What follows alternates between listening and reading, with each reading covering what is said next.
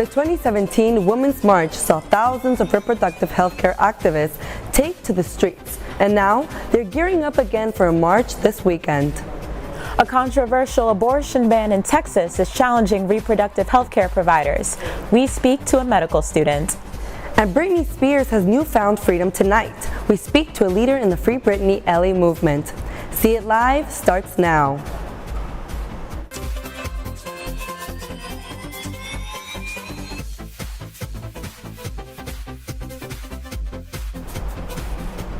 People across the country are taking to the streets in protest of the Texas Heartbeat Act. Good evening, I'm Ayanna Martinez. And I'm Sofia Gonzalez. The LA Women's March will be taking place this Saturday in downtown Los Angeles. Let's toss to Bianca Bueno in downtown LA for more on what we can expect at this year's march. That's right, I'm here live in the heart of downtown Los Angeles at Pershing Square.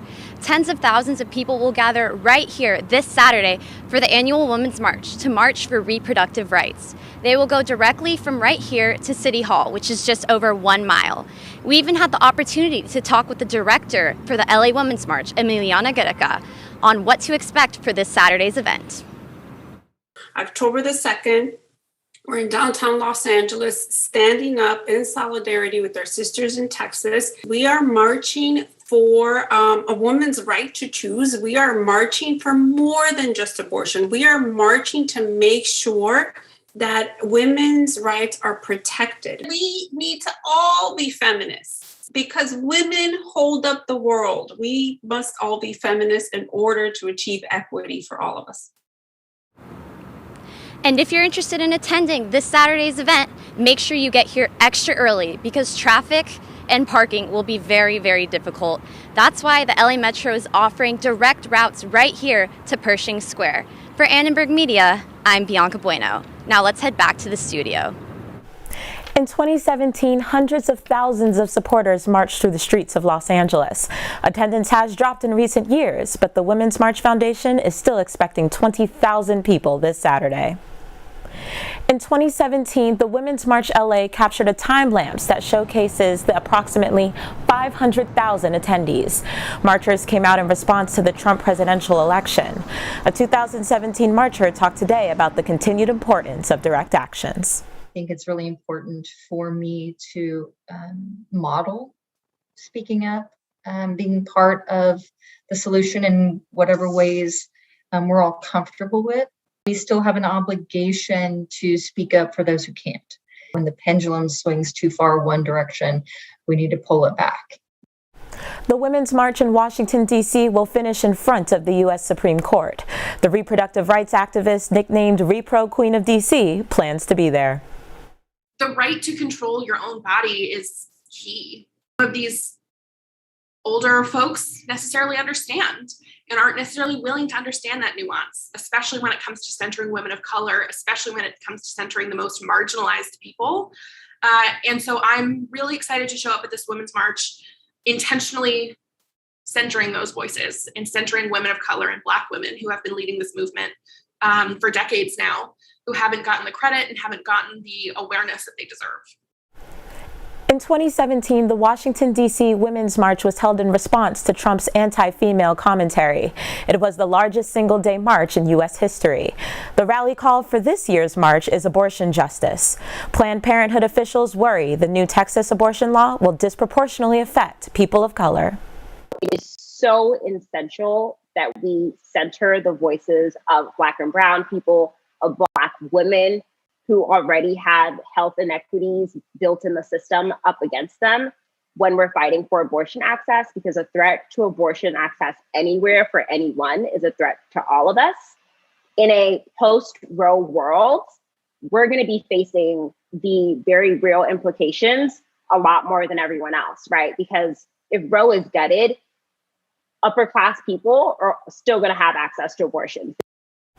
The D.C. Women's Rally begins at noon Saturday, followed by the march at 1:30. Attendees will be required to wear masks, and social distancing is also encouraged.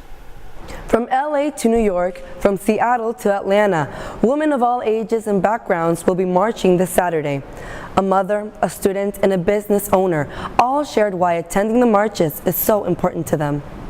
It's going to be nice to just feel that solidarity across the nation. I love the idea of just having one day at the same time, everybody protesting, and it's just sort of, us being part of history that's so important. It takes a lot to be able to show up to a place in public and speak your beliefs that have kind of become controversial, unfortunately. I had a baby at 23 and then another one at 24.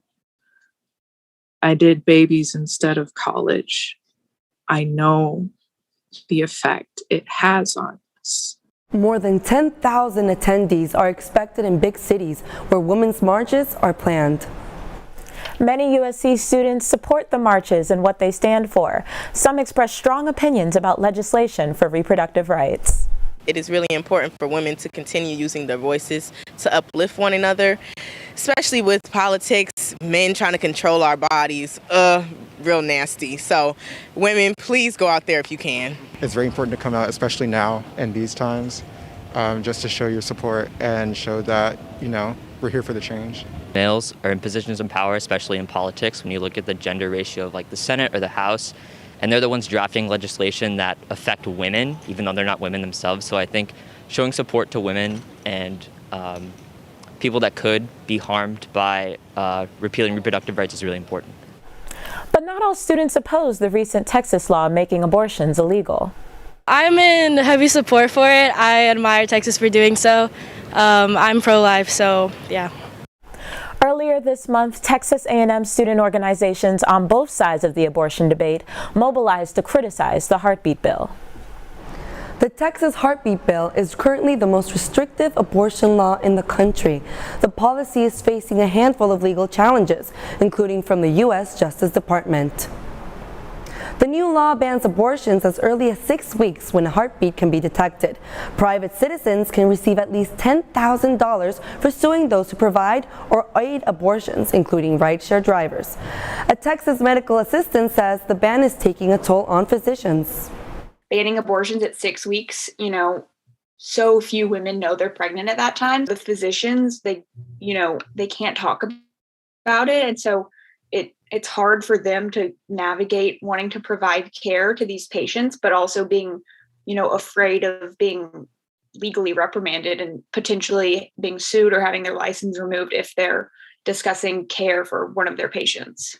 A map from Planned Parenthood categorizes states by abortion access. States in dark red, like Texas and Georgia, have severely restrictive laws. States in light red, like California and New York, have little to no restrictions. The Texas abortion ban has been in effect for just a month, but as Texas begins to feel its effects, many worry about its threat to Roe v. Wade. Roe v. Wade is a landmark 1973 Supreme Court case affirming a woman's right to an abortion. It says the state cannot control the abortion decision of a woman in the first trimester. The state can place health-related restrictions in the second trimester and ban abortions in the third. A reproductive health expert says the Texas law has wide-reaching effects. The Texas abortion ban threatens Roe v. Wade, but it ultimately threatens people's agency and safety within that to choose. A lot of times abortion care or access to abortion is much less about not wanting or not having the funds or resources in order to rear a child, correctly, productively, and healthily. Members of Congress continue to debate the Texas abortion ban, with many calling it unconstitutional. Many feel that Britney Spears' rights have been violated in the 13 years spent under conservatorship. The pop star's case came one step closer to being dissolved yesterday after a Los Angeles judge removed her father as conservator. Yesterday, hundreds of activists demonstrated in support of Spears outside of the Stanley Moskow House in downtown LA. One activist says the power of social media brought global attention to the Free Britney movement. She believes the case is about more than just a conservatorship and is about the larger issue of women's rights. The U.S. is the land of the free unless you're conserved. A person that is conserved loses every single right and power of their own humanity. You cannot choose who to date, who to see, who to visit, who enters your home, where you live, and you don't choose what to do with your body either. Your right as a conservatee to still have power over yourself. It includes reproductive rights, but it's way broader than that. The conservatorship is now under the care of a court-appointed professional. A hearing for its final dissolution has been scheduled for mid-November. Women and Youth Supporting Each Other, also known as WISE, is a feminist organization on campus that teaches middle schoolers about women's health. The organization provides students with information on a number of topics and issues, including body imagery, gender identity, and reproductive rights. We spoke with the student directors of WISE to learn more about its mission. So WISE just really provided me with this very warm, welcoming, safe space to figure out feminism and my different views and beliefs. In the middle schools, we're wanting to build connections with the girls that we're working with and really help empower them to make informed decisions the same way we're working at USC in our own time with our mentors. Want to become more involved with WISE? You can donate to the organization on their website, uscwyse.com, or apply to be a mentor at the beginning of each semester. Well, Sofia, I don't know about you, but I'm so excited for this Women's March on Saturday. Are you planning on going? I am, and I'm extremely excited. It's actually my first Women's March ever. That's amazing. Well, make sure you bring your mask. I will. Well, thanks for watching See It Live. From everyone at Annenberg Media, I'm Ayanna Martinez. And I'm Sofia Gonzalez. You can watch us on the web at uscannenbergmedia.com.